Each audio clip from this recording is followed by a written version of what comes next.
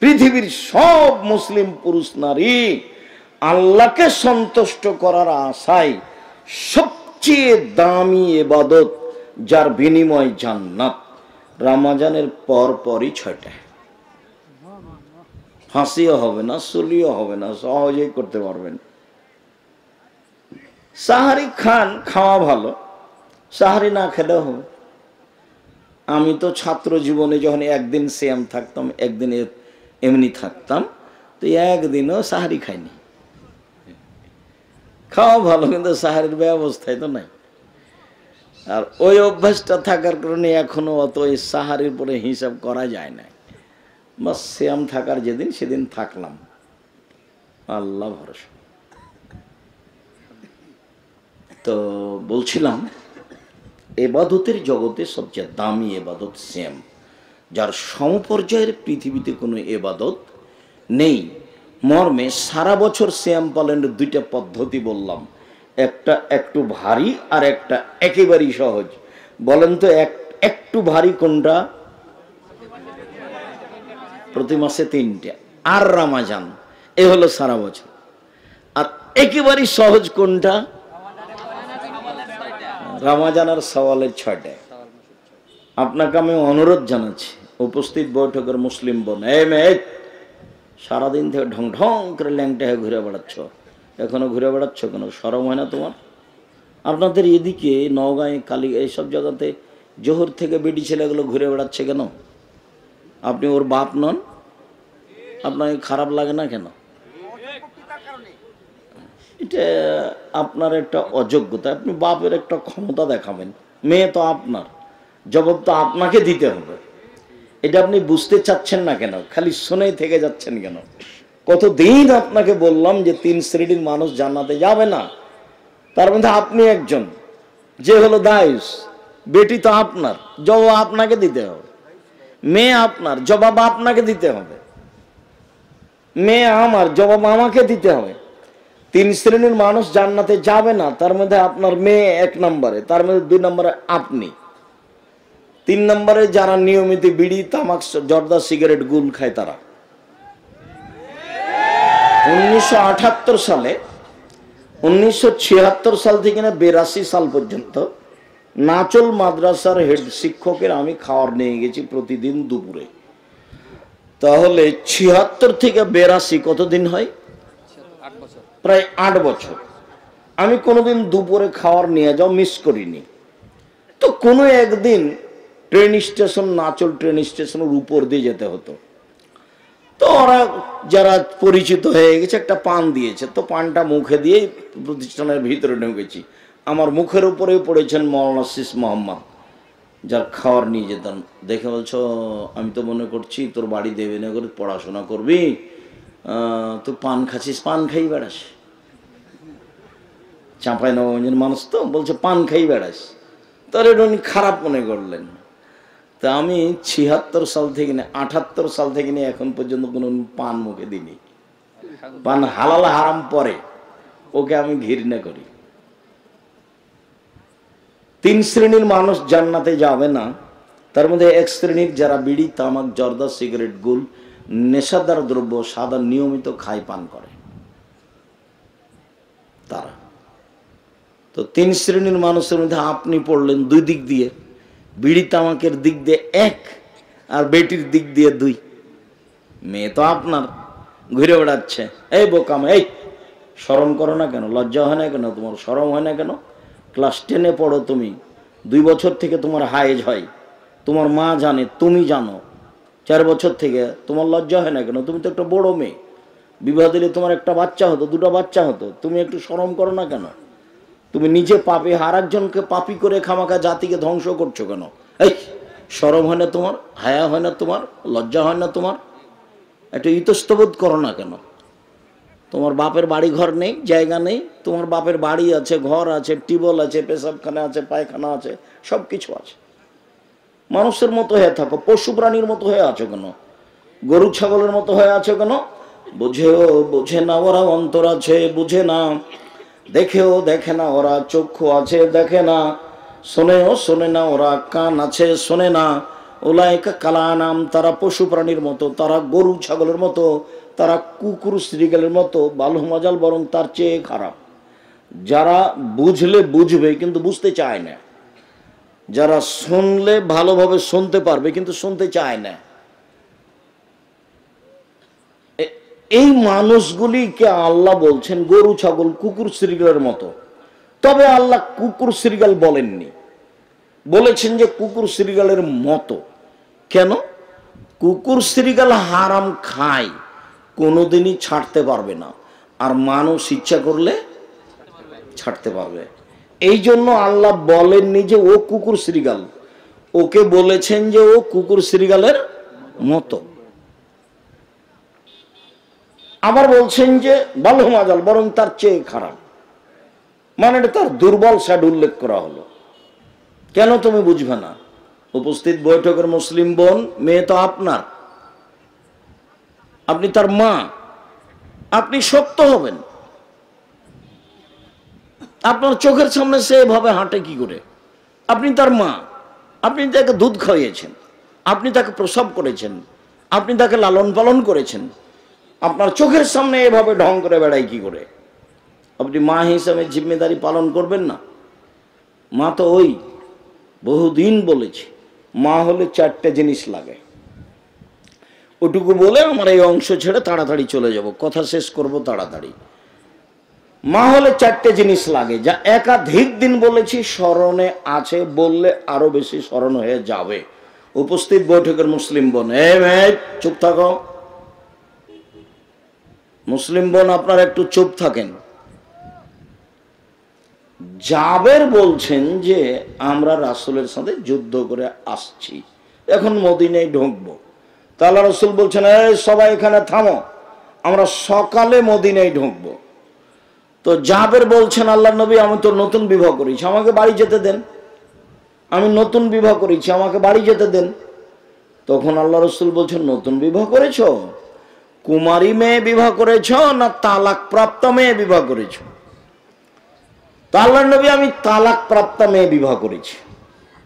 কেন কুমারী মেয়ে বিবাহ করলে না? কেন অবিবাহিতা মেয়ে কেন বিবাহ করলে না?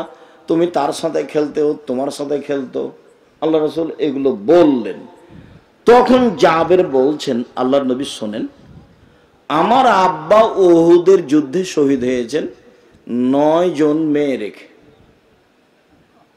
আমার 9 জন বোন আছে।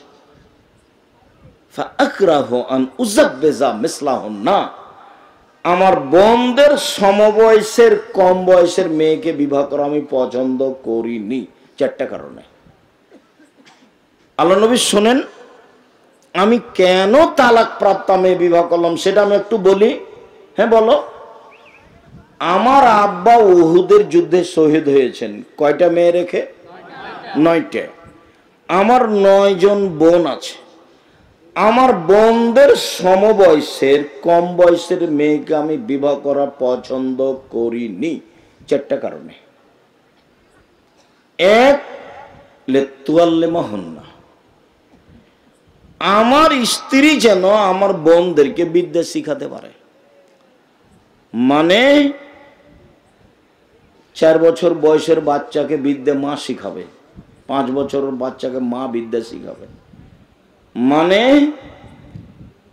সারা বাংলাদেশ জুড়ে 100% ছেলে মেয়েকে, মুসলিম ছেলে মেয়েকে কোরআন শিখাতেই হবে, আকীদা শিখাতেই হবে, সারা দেশ জুড়ে মক্তব চালু করতেই হবে যে কোনো মূল্যে, ইনশাআল্লাহ। এর বিকল্প কোনো পথ নেই। কথা শেষ হয়নি, মধ্যখানে একটু কথা। আমি বাসা থেকে বের হয়ে মসজিদে যাই, ডাঙ্গিপাড়ায়, রাজশাহীতে। তো গাড়ির গায়ে লেখা আছে আদ-দাওয়া ইলাল্লাহ। কোনোদিন দেখিনি, হঠাৎ করে দেখছি গাড়ির গায়ে লেখা আছে আদ-দাওয়া ইলাল্লাহ। তো কয়দিন আসি যাই, কয়দিন আসি যাই, আমি এখনো বুঝতে পারি না। আমি একদিন বাসায় বলছি, আব্বু, গাড়ির গায়ে লেখা আছে আদ-দাওয়া ইলাল্লাহ, এটা কি? তখন আমাকে বলছে, আব্বু, আপনাকে তো আমি 30-32 বছর যাবৎ দাওয়াত দিতে দেখলাম, আর আমিও পৃথিবীর বিভিন্ন দেশ ঘুরলাম, তাতে আমি দেখলাম যে ইহুদি খ্রিস্টান বিদ্যার বুদ্ধি বেচে খায়, বিদ্যার বুদ্ধি বেচে খায়।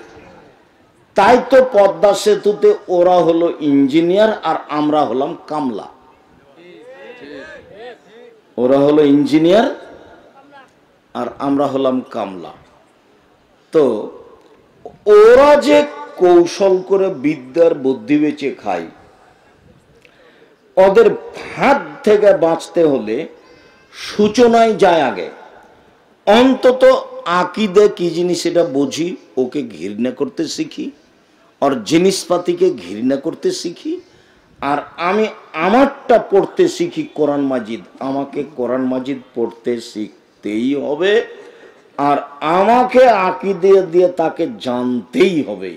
এই জন্য আমি পৃথিবীর বিভিন্ন দেশ ঘুরে বই পুস্তক লিখে সিলেবাস তৈরি করেছি এবং সারা বাংলাদেশের প্রত্যেকটা গ্রামে গ্রামে যাব ইনশাল্লাহ।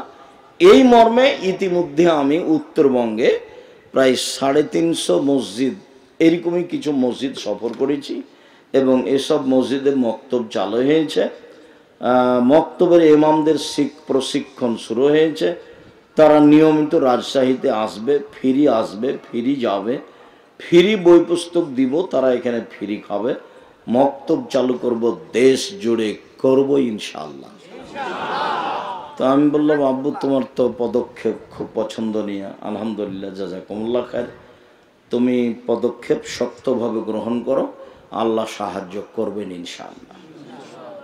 সেই সুবাদেরই আজকেও প্রোগ্রাম সম্মত আদ-দাওয়া ইলাল্লাহর পক্ষ থেকে।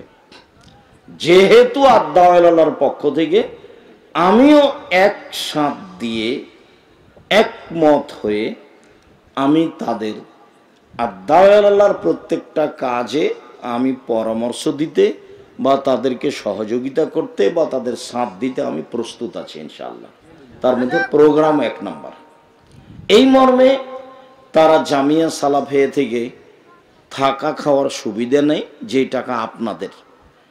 ইমামদের যাওয়া আসার সুবিধা নেই, যে টাকা আপনাদের। জামিয়া সালাফিয়াতে সেসব লোক ইমামেরা যায় সারা দেশ থেকে, সেখানে যে খরচ আছে, আমাদের ওখানে টাকার নাই, তাকে টাকশাল নেয়, আমরা টাকা বানাই না। মানুষে আপনারা 10 টাকা 20 টাকা দেন, সেই টাকাই এই টাকা। তো যার কারণে প্রোগ্রামগুলি আমি শক্তভাবে করতে বলেছি। আমি আদ-দাওয়া ইলাল্লাহর প্রোগ্রামেই যাব মর্মে আজকে আমি বলছি, আমি জানি না ছেলেরা প্রস্তুত আছে কিনা। সব ছেলেগুলিকে আমি সামনে আসতে বলছি। আপনাদের কাছে ছেলেরা যদি আসে তো আপনি 10 টাকা হলেও দিবেন, ফেরত দিবেন না সামনে। আর ইনশাআল্লাহ আল ইয়াদুল উলিয়া খায়রুম মিন ইয়াদিস সুফলা, দেওয়া হাতটা ভালো নেওয়া হাতের চেয়ে। আল্লাহ রাসূল বলছেন, বুখারী মুসলিমের হাদিস, দেওয়া হাত ভালো নেওয়া হাতের চেয়ে। সব সময় দেওয়া হাতে থাকবেন। তোমরা আদ-দাওয়া ইলাল্লাহর ছেলেরা আছো তো সবাই যাও, ভিতরে যাও। আপনাদের সামনে যাবে 2-1 মিনিট 2-4 মিনিট। আমি কথার মধ্যে আছি, যেটা কথা বলতে চেয়েছি সেটা বলবো। আমি একটা কথার মধ্যে আছি। 4টা কারণে আমি কম বয়সের মেয়েকে বিবাহ করিনি। তো ছেলেরা যখন সামনে আসবে তখন আপনাকে আমি বলি না যে এখনই 10,000 টাকা দিতে হবে। আপনাকে আমি বলি যে আপনি নিজেকে বঞ্চিত রাখবেন না।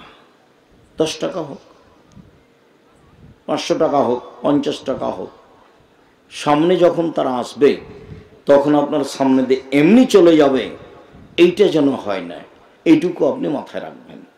আর আমরা কোনোদিন আদ-দাওয়া ইলাল্লাহর পক্ষ থেকে প্রোগ্রামে আসলে আপনাদেরকে সহযোগিতা করতে বলবো, এ কথাই ঠিক ইনশাআল্লাহ। আর আপনাদের জামিয়া সালাফে এখন বর্তমানে প্রায় 5,000 ছেলে মেয়ে পড়াশোনা করে। কতটি? প্রায় 5,000। আপনাদের প্রতিষ্ঠানের শিক্ষক শিক্ষিকা প্রায় 300 জন।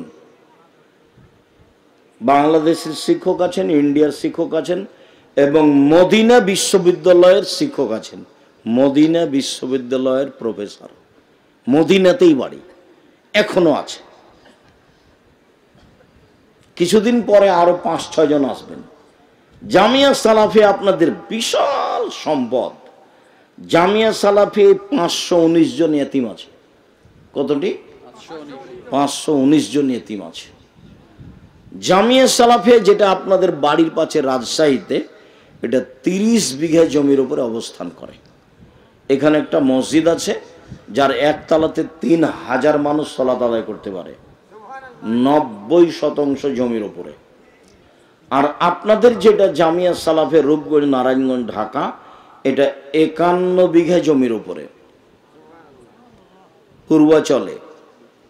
সেখানে একটা মসজিদ তৈরি শুরু হয়েছে, যে মসজিদের একতলাতে 10,000 মানুষ সালাত আদায় করতে পারবে। 2 একর জমির উপরে, 200 শতক জমির উপরে। ওই জমিটার এক মাথা থেকে এক মাথায় যেতে 9 পয়েন্ট কম 1 কিলোমিটার হয়, 9 পয়েন্ট কম 1 কিলোমিটার। এটা আপনাদের জামিয়া সালাফিয়া রূপগঞ্জ নারায়ণগঞ্জ ঢাকা, জামিয়া সালাফিয়া বরিশাল, জামিয়া সালাফিয়া দিনাজপুর, এগুলো চলমান। জামিয়া সালাফিয়া চট্টগ্রাম আরম্ভ হবে ইনশাল্লাহ কিছুদিনের মধ্যেই। সম্মানিত দিনী ভাই বোন, এটা আপনাদের প্রতিষ্ঠান, আপনাদের প্রতিষ্ঠানে আপনারাই খরচ করেন। শিক্ষকদের বেতন লাগে প্রতি মাসে 32 লক্ষ। প্রতি মাসে কত বেতন লাগে? 32 লক্ষ। রমজানে লাগে 48 লক্ষ, আর কুরবানিতে লাগে 48 লক্ষ। কিভাবে হয় তা আমি বলতে পারবো না, তবে আমি দেখতে পাচ্ছি যে হচ্ছে। আমার মনে বড় স্বাদ, এই দেশের মাটিতে আমি উন্নত মানের প্রতিষ্ঠান গড়বই ইনশাল্লাহ। যে কোনো যেখানে ছেলে মেয়ে বাংলা, ইংরেজি, আরবি উন্নত মানের শিক্ষা অর্জন করে জাতির অন্যায়ের বিরুদ্ধে লড়বে, মুখে কলমে মিডিয়ায় লড়বে ইনশাল্লাহ। দেশের সর্ববৃহৎ প্রতিষ্ঠান জামিয়া সালাফিয়া, বাংলা, ইংরেজি, আরবি উন্নত মানের শিক্ষা অর্জনে ব্যতিক্রম প্রতিষ্ঠান জামিয়া সালাফিয়া, শিরক মুক্ত প্রতিষ্ঠান জামিয়া সালাফিয়া, বিদাত মুক্ত প্রতিষ্ঠান জামিয়া সালাফিয়া, হিংসা মুক্ত প্রতিষ্ঠান জামিয়া সালাফিয়া, দল মুক্ত প্রতিষ্ঠান জামিয়া সালাফিয়া, সংগঠন মুক্ত প্রতিষ্ঠান জামিয়া সালাফিয়া। দেশের অমূল্য সম্পদ শিক্ষামানের সর্বোচ্চ প্রতিষ্ঠান জামিয়া সালাফিয়া। জীবন বাজে রেখে লড়ে যাচ্ছি এই দেশের মাটিতে উন্নত মানের প্রতিষ্ঠান গর্বই ইনশাল্লাহ। যেখানে ছেলে মেয়ে বাংলা, ইংরেজি, আরবি উন্নত মানের শিক্ষা অর্জন করে জাতির অন্যায়ের বিরুদ্ধে লড়বে, মুখে কলমে মিডিয়ায় লড়বে ইনশাল্লাহ। হাজারো ছেলে মেয়ে আপনার সামনে উপহার দেব ইনশাল্লাহ, শুধু 2-1 নয়। মেয়েরা বোখারি পড়াতে পারবে, এ মেয়ে আপনার বাড়িতে গড়ে উঠবে ইনশাল্লাহ। মেয়েরা অন্তত যখন হিফজ করছে দেখবেন যে বছরের শেষে অন্তত 30-40 জন মেয়ে হাফেজা প্রতি বছর, 60-70-80 জন, 100 জন। এক প্রতিষ্ঠানে ছাত্র যতটি আছে ততটি খালি হাফেজি বের হয় একবারে। সম্মানিত দিনী ভাই বোন, প্রতিষ্ঠান উন্নত করার জন্য শিক্ষক আসছেন ইন্ডিয়া থেকে, শিক্ষক আসছেন সৌদি আরব থেকে, শিক্ষক আসছেন মিশর থেকে, শিক্ষক আসছেন ইয়ামান থেকে। এটা আপনাদের প্রতিষ্ঠান, খেয়াল রাখবেন। তার একটি বড় শাখা আদ-দাওয়া ইলাল্লাহ। আজকের প্রোগ্রাম আদ-দাওয়া ইলাল্লাহর পক্ষ থেকে। কাজে আপনার সামনে ছেলেরা আসলে 10 টাকা ছাড়া ফেরত দিবেন না অন্তত। সম্মানিত দিনী ভাই বোন, বলছিলাম মা হওয়ার জন্য 4টে জিনিস লাগে। জাযাকাল্লাহ খাইর। 1, বিদ্যে। এই কথা নিয়ে কথা এসেছে। আমার স্ত্রী আমার বোনদেরকে বিদ্যে শিখাবে, এই জন্য তালাক প্রাপ্ত বয়সের মেয়েকে বিবাহ করেছি। উপস্থিত বৈঠকের মুসলিম বোন বুঝতে পারছেন না? এমনি ঢং করে এসে চলে গেছেন? একটু খেয়াল করেন। জাবের বেশি বয়সের মেয়েকে বিবাহ করেছেন কেন? আর বোনদেরকে কি শিখাবে? বিদ্যা শিখাবে। এই জন্য মায়ের প্রথম কাজ ছেলে মেয়েকে বিদ্যা শিখানো। 2, বলে তুয়াদ্দেবাহুন না, আমার স্ত্রী আমার বোনদেরকে শিষ্টাচার শিখাবে। শিষ্টাচার কি জিনিস? শিষ্টাচার মানে মাথায় কাপড় না দিয়ে ঢং করে ঘুরো, এটা শিষ্টাচার। আমার স্ত্রী আমার বোনদেরকে শিষ্টাচার শিখাবে। শিষ্টাচার মানে ঈদের দিনে লম্বা নখে নেইল পালিশ লাগাও, এটা শিষ্টাচার। শিষ্টাচার মানে কম বয়সের মেয়ে উঁচু স্যান্ডেল পরে নিজেকে লম্বা লম্বা দেখাও, এটা শিষ্টাচার। শিষ্টাচার মানে বাম হাতে পানি খাও, এটা শিষ্টাচার। শিষ্টাচার মানে মানুষকে কোনো কিছু দিলে থ্যাংক ইউ বলো, এটা শিষ্টাচার। শিষ্টাচার কি জিনিস? শিষ্টাচার কি জিনিস? ইসলাম ধর্মে প্রত্যেকটা জিনিসই শিষ্টাচার। আপনার সামনে আমি যে কথা বলবো এর শিষ্টাচার আছে কি? এর শিষ্টাচার হলো আসসালামু আলাইকুম। আমার কথা কি দিয়ে শুরু হবে? আসসালামু আলাইকুম। এর দাম আছে। এই ধর্মের নাম ইসলাম। আমি মুসলিম, কিন্তু আমার ধর্মকে আমি চিনি না, যার কারণে আমি কিছু বুঝতে পারি না। আমার ধর্মের নাম ইসলাম আর আমার নাম মুসলিম। আমার ধর্মের নাম কি? ইসলাম আর আমার নাম মুসলিম। হিন্দু মেয়েদের হাতে শর্ত ইয়া থাকে, কি থাকে? শাখা থাকে। তার মানে ও জানে যে আমি হিন্দু মেয়ে। বিবাহ হয়ে গেলে স্মৃতিতে কি থাকে? সিঁদুর থাকে। জানে যে আমি হিন্দু মেয়ে, এইটা দিয়ে তাকে পরিচয় দিতে হবে। কিন্তু আমি যে মুসলিম, আমার কোনো পরিচয় লাগে না। পরিচয় লাগে। দেখা হলে সালাম দিতে হবে, হাসি মুখে কথা বলতে হবে, মেহমান আসলে খেতে দিতে হবে, মানুষের সুবিধা অসুবিধা জানতে হবে। এগুলো শিষ্টাচার। আপনি আমার প্রতিষ্ঠানে গেলেন, আব্দুর রাজ্জাক সাহেব কত বলেন দেখি তো। ঢুকলাম, একটা ছেলেকে বললাম এই ছেলে শোনো, এই ছেলে শোনো। আরে ছেলে আমার দিকে তাকিয়ে চলে গেল, কিছু বললো না আমাকে। অবাক কথা, কি শিষ্টাচার আছে? এ দেখেন শিষ্টাচার। আমাকে বলবে না যে জি হ্যাঁ কি বলছেন বলেন, কোথা থেকে এসছেন আপনি? আমি নওগাঁ বড় কালিকাপুর থেকে এসছি। কি চান? আব্দুর রাজ্জাক সাহেবের সাথে কথা বলার জন্য এসেছি। ও আচ্ছা আচ্ছা, চলেন ওইখানে আছেন উনি, চলেন আপনাকে আমি রেখে আসি। আন্নালো ওখানে আছেন। তাহলে ছেলেটার কি বুঝবো আমরা? শিষ্টাচার। আমি বলতে থাকলাম, হাঁটতে থাকলো, দামই দিল না। এটা শিষ্টাচার। আর নির্বাচনে নেমেছে, মিছিল রাস্তাতে বের করছে, আপনার গাড়ি যদি সামনে পড়ে আর যদি একটু আপনার দিকে ওর দিকে চেপে যান, আপনাকে চোখ দেখায় কেমন? ওটা নাকি শিষ্টাচার। অমুকের চরিত্র ফুলের মতো পবিত্র। বোকা ছেলে, তোমার একটু ইতস্তবোধ হয় না? তুমি পড়াশোনা করেছো বলে তোমার মাথা দেখি সবই পায়খানা আছে। তুমি একটু কল্যাণ বুঝো না? তোমার কোনো হিতাহিত জ্ঞান নেই। কিসের পড়াশোনা করেছো তুমি? তুমি তো কামলা হবে। তুমি তো আব্দুল্লাহর বক্তব্য এই জন্য আমিও শুনি। তোমাকে নিয়ে তার কত কথা, তুমি নিজেকেই চিনো না। না তোমার সততা আছে, না তোমার সত্যতা আছে। কি দিবা তুমি জাতিকে? কি দিতে বড় হয়েছ? সবাই বলছে যে বড় কালিকাপুরের ওই ছেলেটা বড় ডাক্তার। কি হয়েছে? লন্ডন থেকে পড়ে এসেছে, খুব বড় ডাক্তার। কোথায় ডাক্তারি করে? পিজি হাসপাতালে।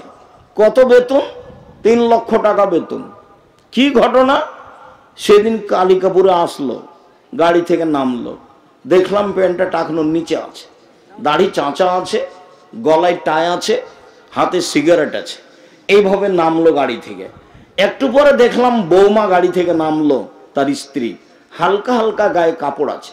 একটু পরে দেখলাম নাতনি, সে লোকের মেয়েটা গাড়ি থেকে নামলো, গায়ে তেমন কোনো কাপড় নেই। দেখি কিছুক্ষণ পরে গাড়ির পিছন দিকে কুকুর আছে।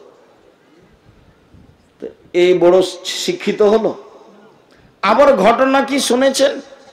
সাধারণ মানুষকে 4টা-5টা দেয়, পরীক্ষা দেয়, টেস্ট দেয়। তারপরে আবার যখন ওই প্রেসক্রিপশন লিখে, তখন ও জানে যে অন্য কোম্পানির ওষুধ এর চেয়ে ভালো, কিন্তু যে কোম্পানি তাকে টাকা দিয়েছে তারই ওষুধ লিখে। তো ওর গায়ে থুথু দিবেন এরকম হক রাখে না। ও যে ওর গায়ে যে থুথু আপনি দিবেন এই হকও রাখে না। ও একটা মানে ঘৃণিত পশু প্রাণী। একটা ঘৃণিত পশু প্রাণী। তাকে মানুষ করেছেন কেন? সততা শিখিয়ে ছেলে মেয়েকে মানুষ করেন।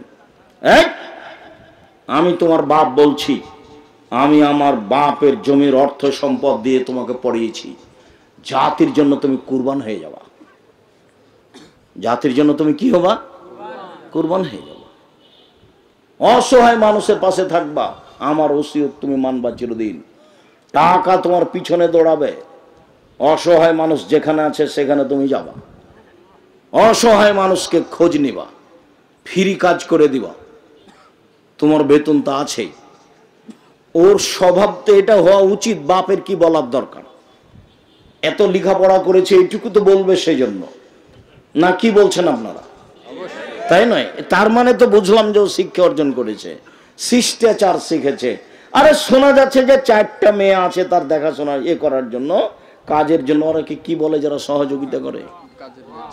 আরে না না, ওই যে ওষুধের যে করে সিরিয়াল দেয়, সবটি মেয়ে মানুষ, সবটি বেটি ছেলে। দেশে পুরুষ নাই, কম্পাউন্ডার কেন? সব কালিকাপুরের ছেলেগুলো নিয়ে যাবে ও,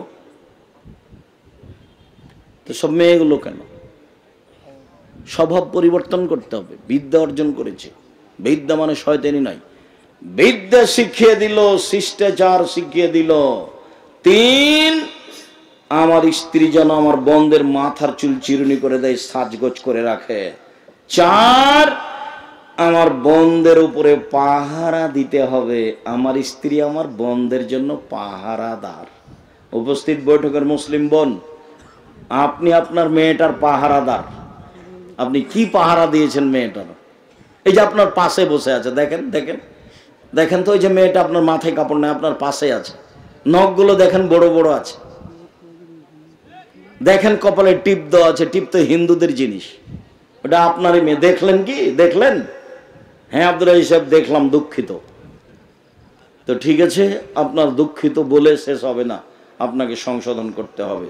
সম্মানিত দিনী ভাই বোন, ঈদের দিনের প্রথম কাজ এক খেলে চেয়ে থাকবেন, 19-20 হয় না যেন। ঈদের দিনের প্রথম কাজ, আব্দুল্লাহ ইবনে উমর বলেন, ফারাজা রাসূলুল্লাহ সাল্লাল্লাহু আলাইহি সাল্লাম যাকাতাল ফিতরে সান মিন তামারিন ও সান মিন সাইর আলাল আবদে ওয়াল হুররে ওয়াস সাগিরে ওয়াল কাবিরে ওয়াল যাকার রুনসা আমার বেহান তুয়াদ্দা কাবলাল খুরুজ ইলাস সালাহ। আল্লাহর নবী যাকাতুল ফিতরা ফরজ করেছেন 1 সা খেজুর, 1 সা জব, ছোট বড় পুরুষ নারী দাস দাসী স্বাধীন সবার উপরে, যে ভিক্ষা করে খায় তাকেও ফেতরা দিতে হবে, দিন মজুরকেও ফেতরা দিতে হবে। যে ভিক্ষা করে খায় তাকে আগেই ভিক্ষা করে রেডি করতে হবে ফেতরা, নইলে গ্রামবাসী তার ফেতরাটা দিয়ে দিবে, পাল্টা ফকিরকে দেওয়ার সমাধে বেশি করে দিতে হবে, সবাকেই দিতে হবে ফেতরা। ঈদের মাঠে যাওয়ার পূর্বে ফেতরা বের করতে হবে। এই স্বভাব আগে আপনার বাপ মা দাদা দাদির ছিল, ওরা ঈদের মাঠে যাওয়ার আগে কি করত? ফেতরা বের করে ঈদের মাঠে যেত। এটাই সুন্নাত, এটাই মূল কথা, যে ঈদের দিন প্রথম কি কাজ? ফেতরা বের করা। আব্দুর রাজ্জাক সাহেব, আমরা তো 15 রমজান থেকে ফেতরা বের করি, ওই জন্যই তো কথা আজকে। অতিরিক্ত 29 বা 30 রমজানে ফেতরা বের করা যায়, আব্দুল্লাহ ইবনে উমরের বর্ণনায়। ঈদের দিনের 1 নাম্বার কাজ, সকালে উঠে ফেতরা বের করতে হবে। আরেকটা হাদিস বলি, এইখানে খুব খেয়াল করে থাকবেন, আমার দিকে চেয়ে থাকবেন। আর ছেলেরা আপনাদের সামনে আসলে 10টা টাকা ছাড়াও ফেরত দেবেন, হোক 10টা টাকা, 50 টাকা হোক, 500 টাকা হোক, 100 টাকা হোক। দানে টাকা বাড়ে, কমে না। অনেক হাদিস, দানে কবরের শাস্তি বন্ধ হয়ে যায়, দানে বাপ মায়ের পাপ মিটে যায়। ও খুব পাওয়ারফুল জিনিস, খুব শক্তিশালী জিনিস দান।